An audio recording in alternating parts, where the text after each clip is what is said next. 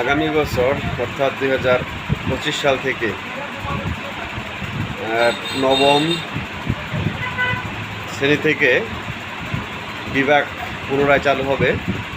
অর্থাৎ বিজ্ঞান, মানবিক এবং ব্যবসায়ী শিক্ষা, যে তিনটা গ্রুপ ছিল সেই গ্রুপগুলো আবার পুনরায় চালু হবে এবং পূর্বের ন্যায় এসএসসি পরীক্ষা অনুষ্ঠিত হবে।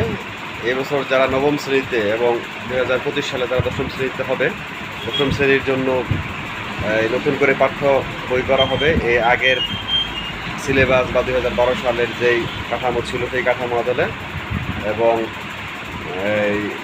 এসএসসি পরীক্ষাও অনুষ্ঠিত হবে আগে যেভাবে ঠিক অনুষ্ঠিত হতো 2012 সালে পাঠ্যসূচি যেভাবে ছিল সেভাবে। সেখানে তাদের সিলেবাস সংক্ষিপ্ত করা হবে, যেহেতু আগে নবম এবং দশম শ্রেণী মিলে একটি এসএসসি পরীক্ষা হতো। সেই জায়গায় এখন আপাতত গত বছর আগামী এক বছর শুধু আপনার দশম শ্রেণীর যে বইটা থাকবে সেটার উপর এসএসসি পরীক্ষা হবে। আর গ্রুপ যেটা নতুন যেই 2024 সালে যেই নতুন যে নিয়ম চালু করা হয়েছিল, যে সেই নিয়মটা আগামী 25 সাল থেকে আর থাকবে না। ধন্যবাদ।